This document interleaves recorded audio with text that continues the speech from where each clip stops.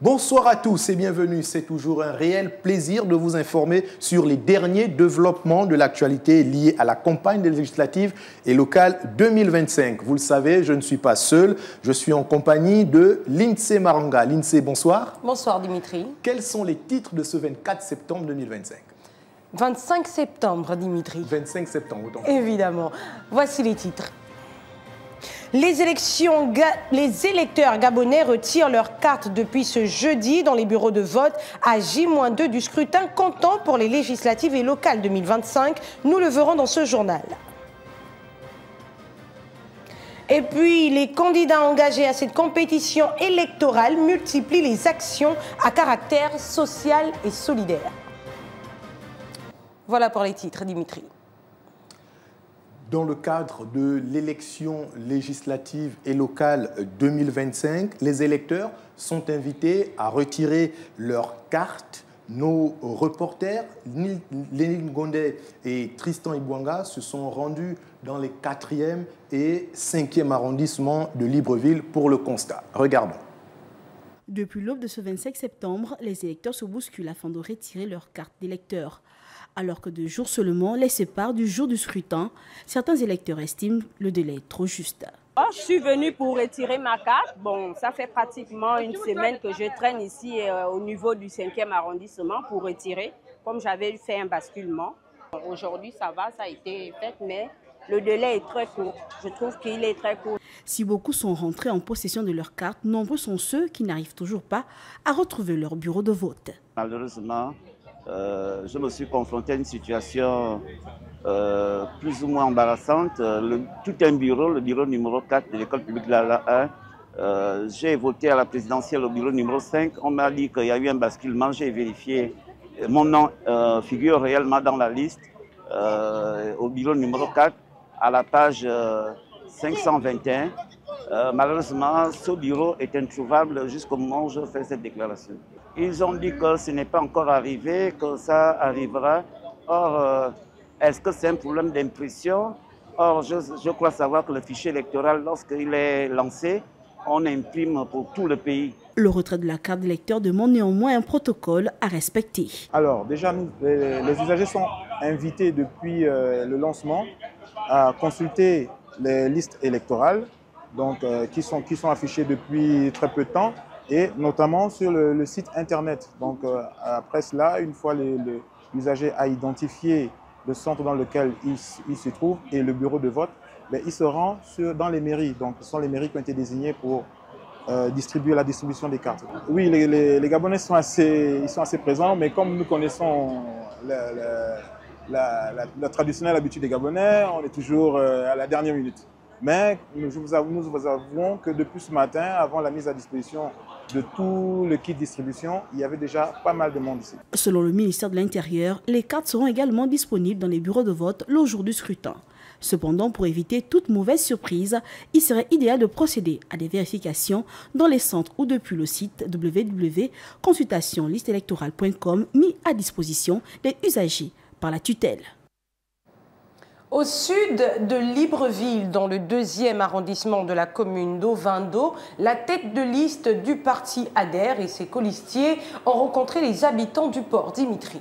Effectivement, Lindsay, Jean Eyego et les siens ont partagé leur programme de société pour la commune portuaire. Nous faisons le point avec Premier Junior Tchingadam. Ils se sont rendus dans les quartiers Port-en-Haut et Alenakiri. Les candidats de la liste ADER ont présenté leur programme de société aux populations. Le programme s'articule autour de la transparence dans la gestion, l'amélioration du réseau routier et des voiries urbaines, ou encore la création d'un fonds pour l'emploi des jeunes. Faire une décentralisation, les collectivités ont le pouvoir de régler maintenant. Et si un maire, parce que je ne sais pas encore comment ça pourra se passer, c'est vrai qu'il est élu, mais qui fait le désordre, parce qu'il y a la Cour des comptes derrière pour surveiller. On ne te donne pas un budget pour que tu aies acheté les voitures, construire les maisons. Les jeunes se sont montrés enthousiastes à l'idée de la création d'emplois. Donc ce sont les jeunes que vous allez prendre pour représenter la police et la mairie. C'est un recrutement de jeunes. C'est ma question. Donc je voulais que ce recrutement, vous venez aussi ici dans notre population, parce que nous avons beaucoup de jeunes ici qui prennent à ne rien faire. En revanche, l'un des notables du quartier Port-en-Haut a fait remarquer l'absence de représentants de son quartier dans la liste. Vous serez à la mairie là-bas en haut, il y aura des réunions de prise de décision. Mais je pense que parmi vos collègues, il y a Gendaoumou, Alenakiri et tout, qui vont parler de leur quartier, qui vont dire, monsieur le maire, écoutez, chez nous aussi, il n'y a rien. Mais quand j'observe bien, vous n'avez pas prévu de chercher aussi un natif du Port-en-Haut. La voix de Jean Eyogo a été audible auprès des populations. Ceux qui veulent se lancer recherchent des organisations structurées, non affiliées au profil déjà vu.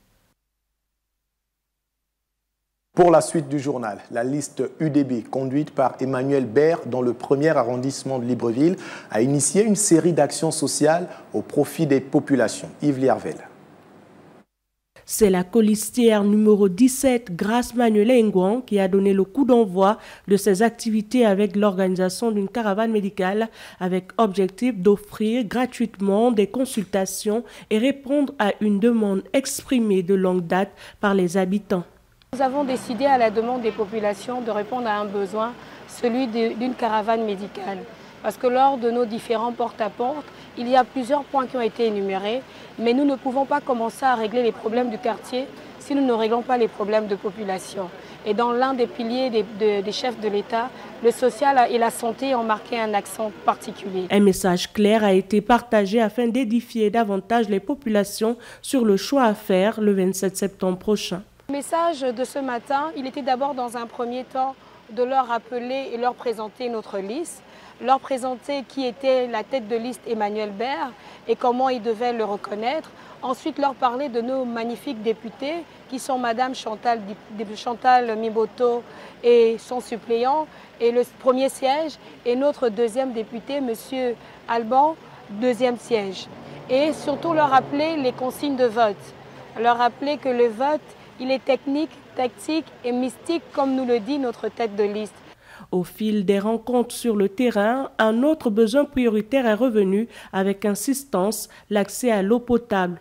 Pour y répondre, la colistière a lancé la réalisation d'un forage destiné à améliorer le quotidien des populations. Et en arrivant effectivement dans le porte-à-porte, nous avons constaté l'un des problèmes premiers des populations, c'était le manque d'eau, depuis plus d'une dizaine d'années. Nous avons décidé de mettre en place un forage qui va finir par devenir une pompe publique. Mais la particularité de cette pompe publique, c'est qu'elle va créer de l'emploi. Elle va créer de l'emploi parce qu'elle va régénérer de l'argent. Elle va régénérer de l'argent qui va servir à entretenir, mais également à ravitailler ces populations qui n'ont pas d'eau et qui sont souvent obligés de se déplacer pour prendre des taxis pour aller chercher de l'eau. La campagne électorale officiellement ouverte le 17 septembre dernier par le président de la transition Brice Clotaire Oligui-Nguema se poursuivra jusqu'au 27 septembre, date du double scrutin législatif et local. Les candidats de l'UDB ont clos ce 24 septembre leur campagne électorale dans le 5e arrondissement de Libreville. Michel Tsény sur les écrits de Vincent Mailly. Tête de liste UDB au local, Arsène-Edouard Kogenze a brandi une enveloppe sur laquelle figuraient les mots « vote » et « poubelle », illustrant avec rigueur le choix binaire auquel sont confrontés les électeurs. C'est avec ce bulletin que le 27, vous devez envoyer Madame Pire Ismaïla Epouzoura à l'Assemblée nationale. C'est avec ce bulletin de vote que nous devons envoyer Paul Domayon à l'Assemblée nationale. C'est avec ce bulletin de vote, c'est vrai, j'ai écouté le délégué d'arrondissement, nous on ne veut pas 18, on ne veut pas 20, on veut 27 conseillers sur 27 conseillers. Paul Ngomayon, candidat UDB au 2e siège des législatives du 5e arrondissement, a prononcé un discours empreint d'histoire, de fidélité politique et d'appel à l'unité. De plus, il a surtout rappelé l'apport décisif de la jeunesse à ce scrutin. L'un des piliers du projet du chef de l'État, c'est la jeunesse, l'entrepreneuriat. Et je crois que nous avons beaucoup à faire, mais on ne peut le faire également qu'avec le concours des jeunes. Ce n'est pas On ne joue pas seul la partition, c'est un jeu collectif. Et je crois qu'après notre élection, on prendra la tâche avec les jeunes pour qu'ensemble, on fasse une œuvre constructive. Avec plus de 42 000 électeurs repartis entre les deux sièges, soit 29 970 inscrits pour le premier et 12 402 pour le second, les candidats du 5e arrondissement exhortent la population à aller récupérer leur carte d'électeur indispensable à l'accomplissement de leur vote. À Tchibanga, dans la province de la Nyanga, les candidats rivalisent d'arguments pour convaincre ou encore séduire les populations. Tout à fait. Dans la commune, deux camps se distinguent particulièrement, notamment l'Union démocratique des bâtisseurs et le Rassemblement pour la modernité et la patrie. Le reportage de Claude Sage-Boussougou-Matomba et Hervé Nzigué. Dans les deux arrondissements de Tchibanga, l'ambiance est résolument politique. Du côté de l'Union démocratique des bâtisseurs, le tandem Pierre-Alain Mungengi, tête de liste locale dans le premier arrondissement, et Jean-Pierre Doukagakassa, candidat à la députation, multiplient les rencontres de proximité. Au niveau du premier arrondissement, nous avons déjà animé plusieurs rencontres, plusieurs causeries, je pense un peu plus d'une dizaine. Globalement, les choses se passent bien. Les choses se passent bien, les populations sont réceptives, les échanges sont fructueux. Pendant ce temps, Noël Mbumba, candidat aux législatives pour le Rassemblement pour la patrie et la modernité dans le deuxième siège de la commune, mène lui aussi une campagne offensive. Il mise sur son expérience politique pour convaincre. Ici, pour nous, l'objectif, c'est de rassurer les populations par rapport à la volonté des parlementaires que nous sommes pour impulser avec le soutien du gouvernement et du chef de l'État le développement de cet arrondissement. Parce qu'aujourd'hui, clairement, ceux qui ont été dans l'ancien système, malheureusement, n'ont pas fait suffisamment d'efforts. Et aujourd'hui, pour les populations, il est question de changer de paradigme. À quelques jours du scrutin, les électeurs de Tchibanga observent et écoutent, conscients que leur choix pèsera sur la dynamique politique locale et nationale. Dans la Nyanga, à Mayumba, l'UDB poursuit son offensive sur le terrain. L'INSEE. C'est bien cela, Dimitri. Réunis autour du doyen politique Étienne Dieudonné Ngoubou, les candidats ont tenu une causerie politique autour de leur projet de société. Claude Sage, Boussougou Matomba et Hervé Digué. La mobilisation s'intensifie dans la commune de Mayumba. L'Union démocratique des bâtisseurs a investi le domicile du doyen politique Dieudonné Ngoubou pour une causerie riche en échanges. Face aux compagnons bâtisseurs Ninga Chaning Zenaba, candidat à la députation, et Zora Kassa et Punziru, tête de liste locale, ont exposé la vision de leur parti. Nos populations sont contentes de pouvoir voir que nous avons un nouveau parti qui a une nouvelle vision, qui a une nouvelle mission à apporter pour l'ensemble des résidents et sinon pour l'ensemble du Gabon, parce qu'aujourd'hui Mayumba n'est plus un département qui va concerner uniquement le Gabon, mais c'est la porte vers le monde et nous avons besoin d'avoir des soldats qui comprennent la vision de bâtir un Gabon nouveau. Renforcer l'unité, impulser le développement local et faire de l'UDB une force incontournable dans la commune, les deux candidats ont appelé les électeurs à une mobilisation massive le jour du vote. Mayumba n'est pas très compliqué dans le sens où le président de la République a été plébiscité à 100% déjà, pendant l'élection présidentielle pratiquement. Et aujourd'hui, nous avons organisé 4, sinon 5 meetings qui se sont très bien passés. Les populations ont répondu présent. Et donc, de toute façon, on n'est pas très inquiet. Mais bon, on attend juste le soir du 27, le nombre de pourcentages. Dans l'effervescence de la campagne, Mayumba devient ainsi un terrain stratégique où chaque rencontre pèse lourd dans la balance électorale.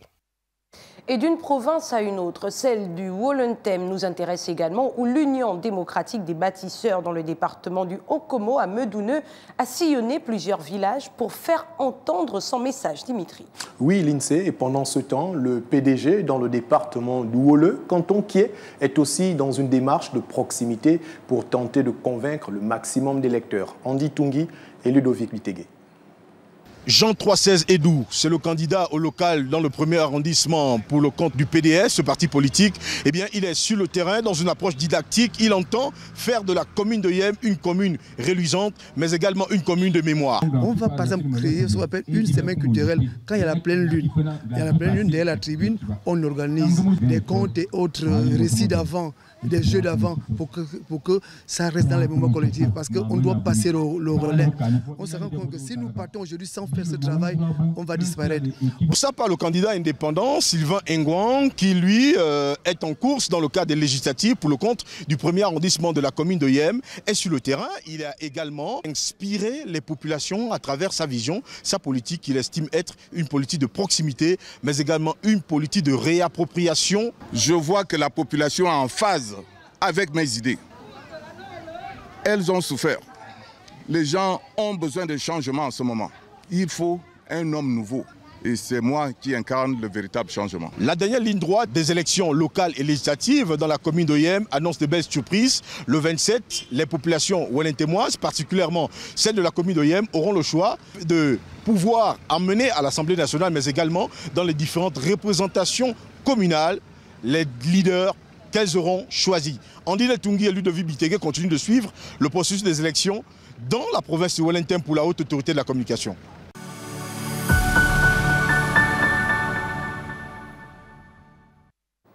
Et du côté du Haut-Ogooué, le Parti démocratique gabonais et l'Union nationale ont des candidats à Mwanda et Mounana. Et nos reporters nous font état des activités de ces deux camps politiques, retrouvant Yves Oyono pour le point.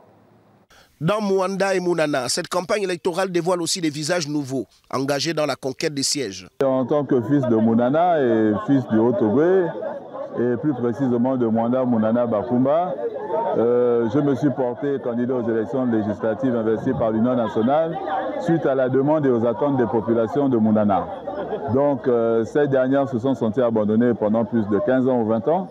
Donc j'ai dû tout faire en tant que fils de cette localité, de répondre à leurs attentes et à leurs appels. En face, certains partis politiques bien implantés dans la localité s'appuient sur la base pour rassembler encore et encore. Le PDG reste un emblème politique ici. Le PDG a encadré de nombreux enfants. Le PDG a fait ce qu'il avait à faire ici à Mounana, en sortant certains de nos enfants à l'extérieur, dans les services de la République. Dans Mwanda et Mounana, les journées sont rythmées par des causeries, des échanges et d'autres actions.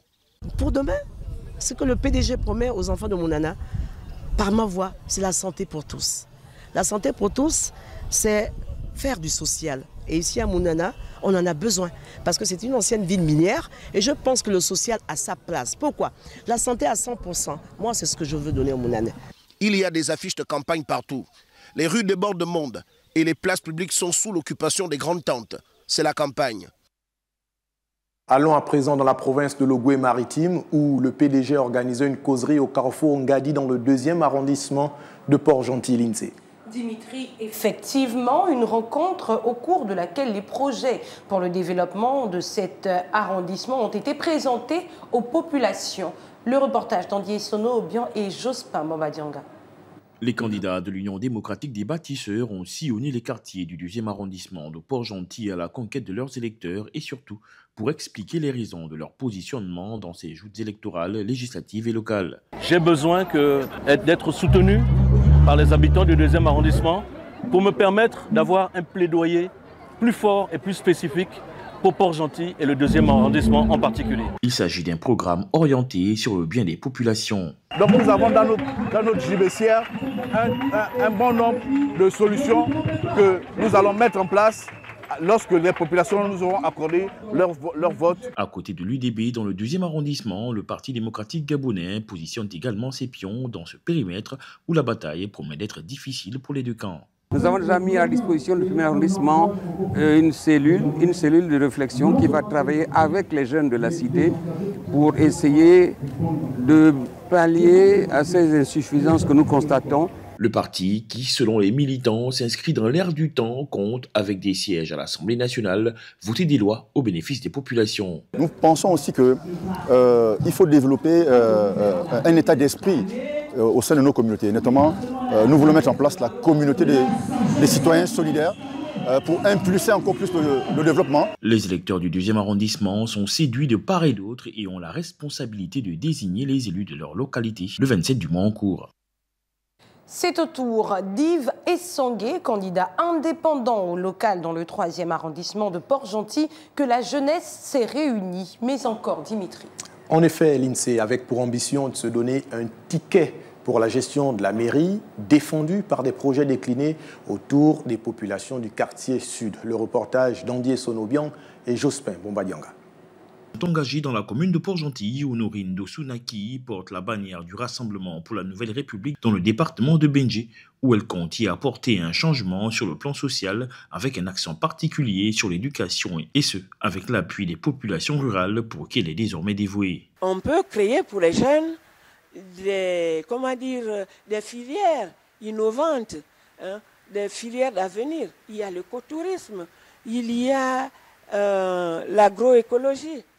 Donc, former les jeunes à ces filières-là. Si le département est prioritaire pour Honorine Dosunaki, la commune l'est tout autant pour le mouvement politique des jeunes leaders indépendants, Concorde et Fraternité. Port-Gentil en chantier, la jeunesse au travail, investissement avec une économie sociale. C'est ainsi que se définissent les membres du mouvement politique des jeunes leaders indépendants, Concorde et Fraternité qui, réunis avec leur base électorale, ont expliqué les motifs de leur candidature aux populations du quartier sud dans le 3e arrondissement de la ville. Il s'agissait aussi de présenter aux jeunes du comité des étudiants de notre mouvement Concorde et Fraternité notre projet de société qui mise sur l'investissement sur la jeunesse.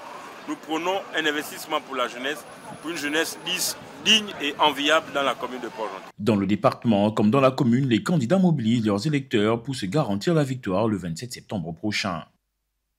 Dans la province du Moyen-Ogooué, la campagne électorale prend une forme toute particulière. À Tchatanga, village situé sur les rives de l'Ogooué, rejoindre les habitants est un véritable défi pour les candidats. Entre pirogues et chemins escarpés, chaque déplacement devient un parcours du combattant. Regardez le reportage de Fabien Ocom et Alban Bomba. Le trajet sur l'Ogooué n'est pas simple. Comme beaucoup d'autres candidats dans les lacs et la province du Moyen-Ogooué, Pierre et Piemende Ongele fait face à une réalité quotidienne. Rejoindre les villages isolés demande du temps, de la patience et de la logistique. Entre pirogues, navettes et chemins escapés, chaque déplacement devient un véritable défi. C'est des cantons difficiles. Nous qui sommes à l'Ogooué ou dans les lacs, on se balade forcément avec des pirogues et des bateaux. Et ça revient beaucoup plus cher que celui qui fait la route Libreville-Tchibanga. Parce que quand on arrive au niveau de Lambaréné, on est obligé de laisser les voitures et on change de mode de transport. Cet après-midi, c'est au village Tchatanga, mythique village de Georges Rawiri, que les candidats du PDG aux législatives et locales ont posé leurs bagages pour rencontrer les habitants et échanger avec eux sur leurs attentes. Nous sommes venus ici pour solliciter les voix des populations de l'Ogooué-Aval en passant par Tchatanga pour que le 27 septembre prochain, tout soit élu sans bavure. À quelques mètres de là, le RPM a tenu lui aussi une petite causerie au village en Pomona. Je suis candidat parce que je veux permettre aux jeunes d'avoir envie de faire de la politique. Nous ne sommes pas des politiciens, certes. Nous voulons nous lancer dans la politique. C'est parce que nous voyons nos villages se meurent. Aujourd'hui, vous allez trouver dans le canton des villages inexistants. Il n'y a plus de personnes dans ces villages-là. L'occasion a également été donnée aux habitants de rappeler les réalités du terrain, l'isolement des villages, les difficultés d'accès et le temps nécessaire pour chaque déplacement. Nous sommes plus ou moins oubliés parce que le fait peut-être que nous soyons loin, que nous soyons un peu reculés de la ville, sinon des populations modernes, le village est complètement oublié. En termes de santé, quel que soit le sens, nous sommes écartés. Dans le Moyen-Ogooué, la campagne électorale se vit aussi au fil du fleuve. Pour les candidats comme pour les habitants, chaque rencontre est perçue comme un signe de changement.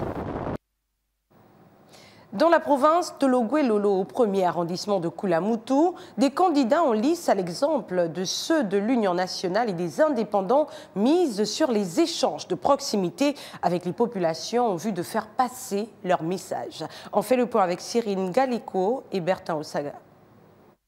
La campagne pour le choix des députés à l'Assemblée nationale et pour le renouvellement des conseils locaux se poursuit sur les différents sièges. À Koulamoutou, dans le 1er arrondissement, Pour le compte des législatives et locales, le candidat de l'Union nationale joue la carte de la proximité avec les siens pour faire passer son message une fois à l'Assemblée nationale ou au perchoir de la mairie du 1er arrondissement de la ville, traversée par la rivière Bouengidi. Mon combat est celui de voter une loi, un projet de loi qui va sécuriser les concours qui sont mis à l'avantage de nos jeunes. C'est des questions pour nous, au niveau de la mairie du 1er arrondissement, de pouvoir former les jeunes. Après la formation, c'est octroyer ces jeunes des activités favorables, n'est-ce pas, selon le besoin ici local de notre arrondissement. D'un autre côté, Guy Walker Douki et ses coulistiers indépendants souhaiteraient venir à bout des mots qui minent la cité, notamment l'entretien de la ville et la bonne gouvernance. J'avoue qu'il y a beaucoup à faire à la mairie du 1er arrondissement, plus précisément la mairie centrale. Vous savez, par exemple, vous êtes en pleine ville, vous n'avez même pas de latrines. Je vais construire des latrines. Nous avions des élèves qui partent de Mayan pour la ville à pied, 11 km, sans taxi. C'est pas normal. Il faut prévoir, il faut mettre un taxi pour ces enfants-là. Il est à noter que dans cet exercice où nous sommes amenés à faire l'équilibre et donner la parole à tous les partis ou groupements de partis politiques, il y a certains qui s'adonnent au refus des règles démocratiques, à l'exemple des souverainistes écologistes, pour ne pas les citer. C'est la fin de ce bulletin d'information de la campagne. Mais avant, l'INSEE, place au rappel des titres. Évidemment, Dimitri. Les électeurs gabonais retirent leur carte depuis ce jeudi 25 septembre dans les bureaux de vote à J-2 du scrutin comptant pour les législatives et locales 2025. Nous l'avons vu dans ce journal. Et puis les candidats engagés à cette compétition électorale multiplient les actions à caractère social et solidaire. Voilà pour le rappel des titres, Dimitri. Merci de l'avoir regardé. À demain pour un nouveau journal de la campagne. À demain, l'INSEE. À demain, Dimitri. Au revoir.